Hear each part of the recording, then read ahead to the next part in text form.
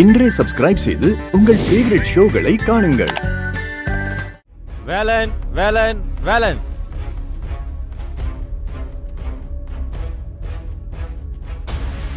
வணக்கங்க.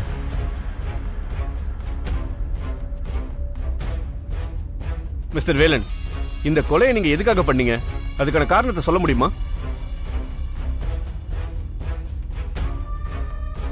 என்ன இன்னைக்கு உங்க ஆளு பேச மாட்டாரா?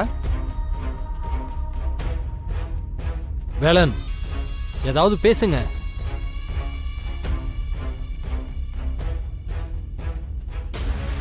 இன்ஸ்பெக்டர்,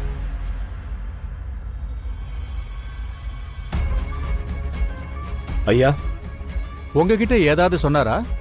இல்லைங்க ஐயா, எப்படியோ கேட்டு பார்த்துட்டேன். வாயே திறக்க மாட்டேங்கிறாரு. எப்படியோனா அடிச்சிங்களா? இல்லைங்க ஐயா.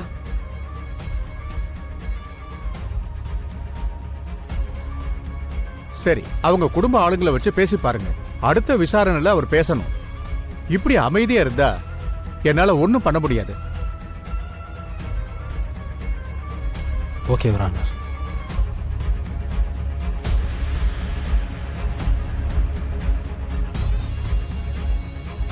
இந்த கேஸோட விசாரணையை நாளை மறுநாள் தள்ளி வைக்கிறேன்.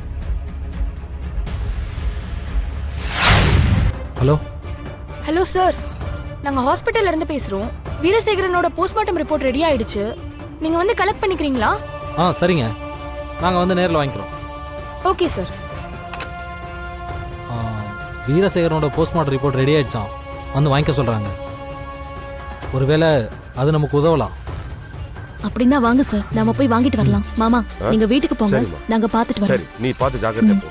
சரி, வாங்க. பார்த்து போயிட்டு வாமா. சார், உங்களோட ஃபைண்டிங்ஸ் ஏதாவது? எல்லாமே டீடைலா அந்த ரிப்போர்ட்ல மென்ஷன் பண்ணியிருக்கேன். இது கண்டிப்பா மர்டர் தான். அரௌண்ட் 1 to 110 இந்த கொலை நடந்திருக்கு. கொலை பண்ணவன் ஒரு நெளிவான கத்தியை யூஸ் பண்ணியிருக்கான். அதனாலதான் சீக்கிரமே இறந்துட்டாரு. பாடியில வேற ஏதாவது கட்ஸ் இல்ல ஸ்ட்ரகிள் ஏதாவது இருந்துச்சா டாக்டர்? பாடியில வேற எங்கேயும் கட்ஸ் இல்ல, அந்த ஒரு இடத்துல மட்டும்தான் குத்தி இருக்கான். ஆனா multiple stabbings. Cause of death, excessive blood loss and internal bleeding. அதனால தான் ஆர்கன்ஸ் எல்லாம் ஃபெயில் ஆயிடுச்சு. பிளட் அதிகப்படியா லாஸ் ஆனதுனால பேஷண்ட் ஸ்பாட்லயே இறந்துட்டாரு.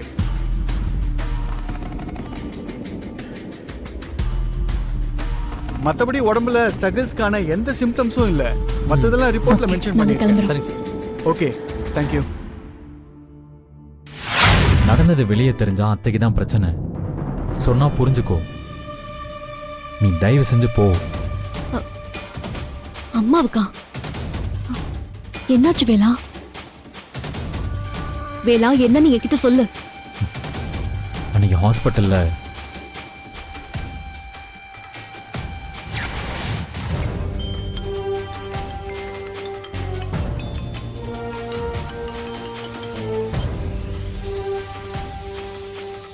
ஹலோ, என்ன தம்பி வேலா, ஹாஸ்பிட்டல்ல இருக்கியா?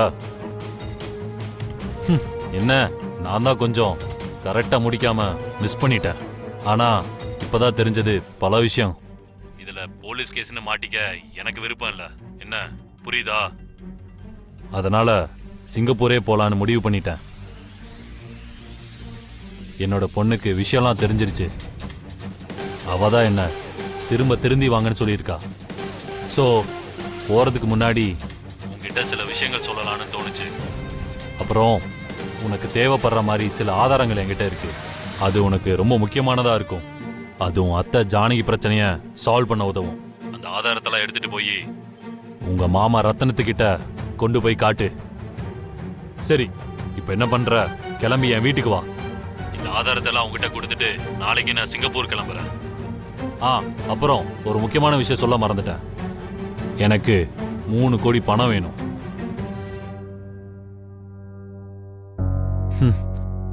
இப்போ நீதான் பல கோடி சொத்துக்கு அதிபதியாச்சே. அதனால பணத்தை என்கிட்ட கொடுத்தீனா ஆதாரத்தை உன்கிட்ட கொடுப்பேன். இல்லனா பாத்துக்கோ, உன் குடும்ப மானம் அவ்வளவுதான். சரி, என் வீட்டு அட்ரஸை நோட் பண்ணிக்கோ. நம்பர் 6,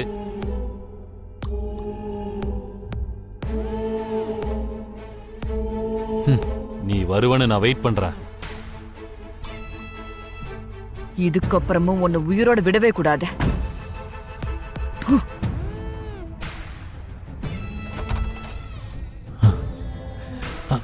நம்ம ஃபோனில் பேசிட்டு இவ்வளோ கோவமா எங்கே போகிறாங்க? வீரசேகரன் ஃபோன் பண்ணியிருக்கான். இவங்கிட்ட பேசிட்டு அத்தை எங்கே போகிறாங்க?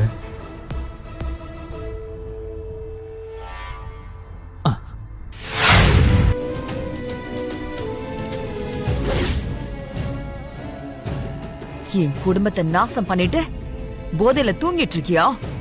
இருடா ஒண்ணு. அண்ணா இங்கே தான் நிப்பாட்டுங்க. ஒண்ணு இனி என் குடும்பத்தை உன்னால எதுவும் பண்ண முடியாதுடா.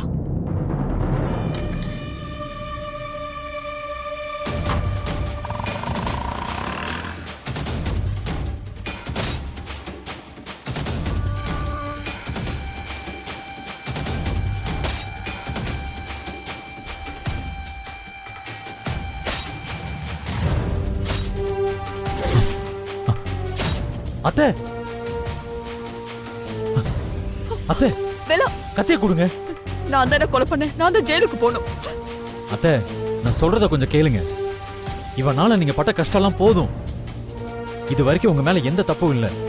இப்ப நீங்க தான் இவனை கொன்னீங்கன்னு வெளியில தெரிஞ்சதுன்னா உங்களுக்கு இவனுக்கும் தகாத உறவுனால ஏற்பட்ட பிரச்சனைனால இப்படி பண்ணிட்டீங்கன்னு சொல்லி பேசுவாங்க. அது வேணாம் அத்தை. கொடுங்க, கத்திய கொடுங்க. கொடுங்க அத்தை, கொடுங்க. வேலா, அத்தை நீங்க இங்க இருக்காதீங்க, போங்க. யார்கிட்ட எதுவும் சொல்லாதீங்க, நான் பாத்துக்கிறேன். போங்க அத்தை.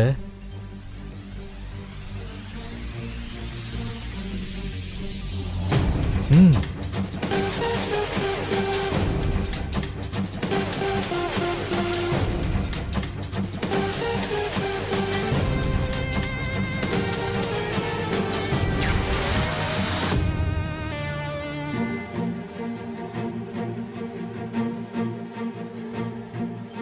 எப்படி வேலா உன்னால மட்டும் இப்படி இருக்க முடியுது? இதை யார்கிட்ட சொல்ல மாட்டேன்னு சத்தியம் பண்ணு.